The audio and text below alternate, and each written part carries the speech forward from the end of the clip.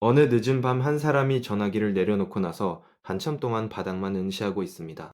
방금 전까지 상대방에게 2시간 넘게 일방적으로 비난을 들었고 마지막에 상대가 던진 한마디는 네가 좀 더 잘했으면 내가 이럴 일이 없었을 거라는 말이었습니다. 목이 메어오고 눈물이 흐르는데 이상하게도 이 사람은 화가 나는 것이 아니라 자기 자신을 탓하고 있습니다. 내가 뭘 잘못했을까? 내가 더 잘해줬어야 했는데 라는 생각이 머릿속을 채우고 있습니다. 그리고 다음날 아침 상대에게서 짧은 메시지 하나가 옵니다.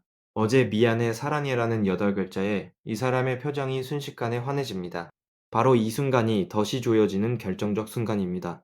이 사람은 지금 사랑받고 있는 것이 아니라 감정적으로 이용당하는 구조 안에 갇혀 있습니다. 그런데 이 구조의 가장 무서운 점은 안에 갇힌 사람이 자기가 갇혀 있다는 사실을 알아차리지 못한다는 것입니다. 오늘 이 이야기를 끝까지 들으면 자신이 혹시 이 덫 안에 있는 것은 아닌지 명확하게 판단할 수 있게 됩니다. 지금부터 이 보이지 않는 감옥의 설계도를 완전히 해체해 보겠습니다. 먼저 간헐적 보상이라는 뇌의 치명적 약점이 어떻게 악용되는지부터 살펴보겠습니다. 이어서 매몰 비용이라는 심리적 쇠사슬이 왜 떠남을 불가능하게 만드는지 분석하겠습니다. 그 다음 이 두 가지 덫이 결합했을 때 피해자의 자존감이 어떤 과정을 거쳐 완전히 파괴되는지 추적하겠습니다. 마지막으로 이 구조를 인식한 후 실제로 빠져나올 수 있는 구체적인 방법을 정리하겠습니다. 자, 그러면 이 감정의 감옥이 어떤 재료로 지어져 있는지 가장 깊은 곳부터 들여다보겠습니다. 사랑이라는 이름 아래 감춰진 착취의 구조를 직시하는 것이 고통스럽더라도 이것이 자기 자신을 구하는 첫 번째 걸음입니다. 마음의 준비가 되셨다면 지금부터 시작하겠습니다. 간헐적 보상이라는 개념은 원래 동물 행동 실험에서 발견된 것입니다. 실험용 쥐에게 버튼을 누를 때마다 먹이를 주면 쥐는 배가 부르면 버튼을 그만 누릅니다. 그런데 버튼을 눌러도 언제 먹이가 나올지 예측할 수 없게 무작위로 보상을 주면 쥐는 미쳐버린 것처럼 버튼을 쉬지 않고 누릅니다. 이 원리가 도박산업의 핵심 설계이고 사회관계망 서비스 알림의 작동 원리이며 감정적 착취 관계에서 피해자를 묶어두는 정확한 기전입니다. 가해자가 평소에 냉담하고 무시하다가 예측할 수 없는 타이밍에 갑자기 다정한 말 한마디를 던지면 피해자의 뇌에서는 도파민이 폭발적으로 분비됩니다. 이 도파민의 양은 항상 다정한 관계에서 느끼는 도파민보다 훨씬 강렬합니다. 왜냐하면 예측 불가능한 보상에 대한 뇌의 반응이 예측 가능한 보상에 대한 반응보다 최대 4배까지 강하기 때문입니다. 이것이 바로 상대가 가끔 보여주는 다정함에 그토록 강하게 매달리게 되는 뇌과학적 이유입니다.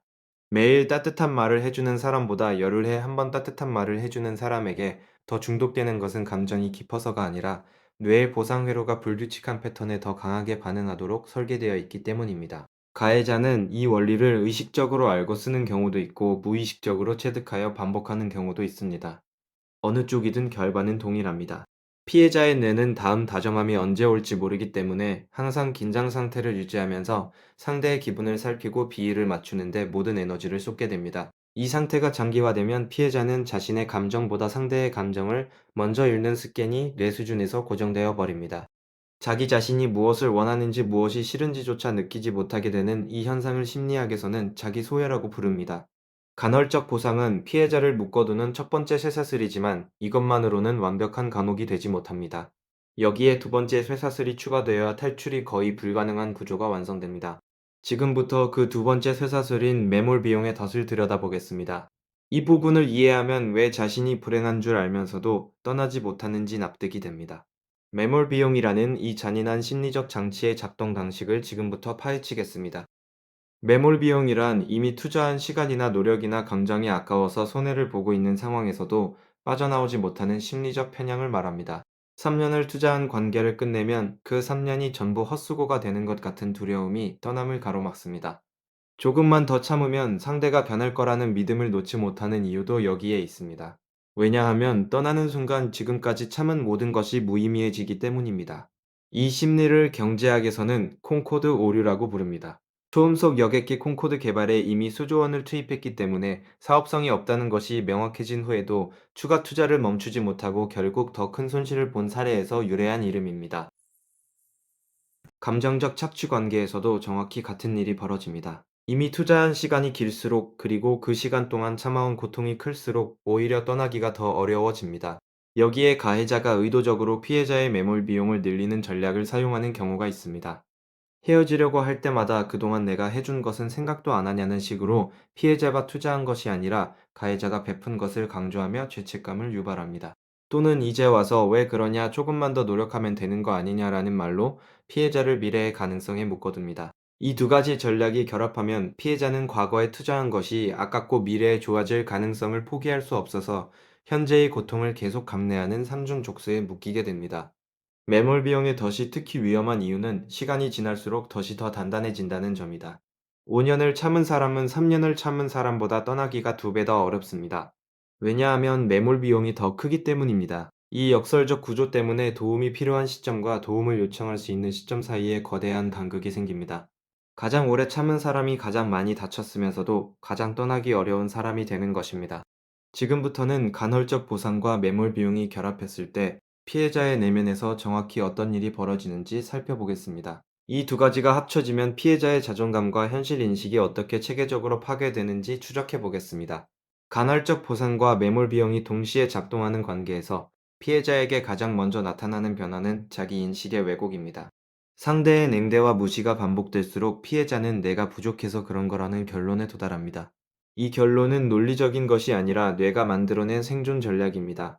상대방이 나쁜 사람이라고 인정하면 지금까지 투자한 모든 것이 실패가 되기 때문에 뇌는 차라리 내가 부족한 것으로 상황을 해석하는 편을 선택합니다. 이 해석을 선택하면 내가 더 노력하면 상대가 변할 수 있다는 희망의 여지가 남기 때문입니다. 이것이 피해자가 학대하는 상대를 변호하고 자기 자신을 탓하는 현상의 정확한 심리 구조입니다. 두 번째로 나타나는 변화는 감정인식의 마비입니다. 수개월에서 수년간 자신의 감정을 억누르고 상대의 기분에만 집중하다 보면 뇌의 감정인식 영역인 섬업의 활동이 실제로 둔화됩니다. 자기가 지금 화가 나는 건지 슬픈 건지 두려운 건지조차 구별하지 못하는 상태에 이르면 외부에서 아무리 그 관계가 이상하다고 말해줘도 당사자는 그 말이 와닿지 않습니다. 세 번째는 사회적 고립입니다. 가해자는 의식적이든 무의식적이든 피해자의 사회적 관계를 축소시키는 방향으로 행동합니다. 내 친구가 문제야, 네 가족이 우리 사이를 갈라놓으려 해라는 식으로 피해자를 주변 사람들로부터 떼어놓으면 피해자가 도움을 요청할 수 있는 통로가 하나씩 사라집니다. 네 번째는 학습된 무력감입니다. 벗어나려고 시도했다가 매번 실패하거나 더 큰 보복을 당하면 뇌는 어차피 뭘 해도 안 된다는 결론을 학습합니다. 이 학습된 무력감이 고착되면 문이 열려 있어도 나가지 못하는 상태가 됩니다. 실제로 피해자들이 가장 많이 하는 말 중 하나가 어차피 나가봤자 다시 돌아올 거라는 것인데, 이것은 의지가 약한 것이 아니라 뇌가 무력감을 정상 상태로 인식하게 된 결과입니다. 5번째는 외상 결합입니다. 극심한 스트레스 상황에서 가해자가 유일한 위안의 원천이 되면 피해자는 가해자에게 비정상적으로 강한 애착을 형성합니다. 이 현상은 인질이 인질범에게 감정적 유대를 느끼는 것과 동일한 신경학적 기전으로 설명됩니다. 이 5가지 변화가 겹겹이 쌓이면 피해자는 완벽한 심리적 감옥에 갇히게 됩니다. 지금부터는 이 감옥에서 실제로 빠져나올 수 있는 방법을 정리하겠습니다. 가장 먼저 해야 할 것은 이 구조를 인식하는 것 자체입니다. 지금 이 영상을 보면서 자신의 상황과 겹치는 부분이 있다면 그것이 인식의 시작입니다. 내가 겪고 있는 것이 사랑이 아니라 착취 구조라는 사실을 멀리로라도 이해하는 순간 전전두업이 다시 작동하기 시작합니다. 두 번째는 매몰 비용의 환상을 깨뜨리는 것입니다. 이미 투자한 시간은 어떤 선택을 하더라도 돌아오지 않습니다. 3년을 참았으니 3년이 아까운 것이 아니라 여기서 더 참으면 4년, 5년이 추가로 사라지는 것입니다. 과거는 회수할 수 없지만 미래는 아직 지킬 수 있다는 사실을 명확히 인식해야 합니다. 세 번째는 신뢰할 수 있는 한 사람에게 자신의 상황을 말하는 것입니다. 고립이 이 감옥의 벽이기 때문에 그 벽에 구멍을 하나만 뚫으면 전체 구조가 흔들리기 시작합니다. 네 번째는 전문가의 도움을 받는 것을 부끄러운 일이 아니라 용기 있는 선택으로 받아들이는 것입니다. 감정적 착취 관계에서 형성된 인지 왜곡과 외상 결합은 혼자의 힘만으로 해체하기 극히 어려운 구조이기 때문입니다. 5번째는 떠남의 기준을 감정이 아니라 사실에 두는 것입니다. 사랑한다는 감정은 간헐적 보상이 만들어낸 착각일 수 있지만 상대의 행동 패턴은 거짓말을 하지 않습니다. 상대가 반복적으로 비난하고 무시하고 통제한다면 그것이 사실이고 그 사실이 떠남의 근거가 되어야 합니다. 이 구조를 이해하는 것이 고통스러울 수 있지만 이해한 사람만이 빠져나올 수 있습니다. 간헐적 보상의 다정함은 사랑이 아니라 미끼이고 매몰 비용의 아까움은 이유가 아니라 덫입니다. 그 미끼와 덫을 정확히 인식한 순간이 감정의 감옥에서 탈출하는 첫 번째 문이 열리는 순간입니다. 상대가 변하기를 기다리는 것은 감옥에서 간수가 문을 열어주기를 기다리는 것과 같습니다.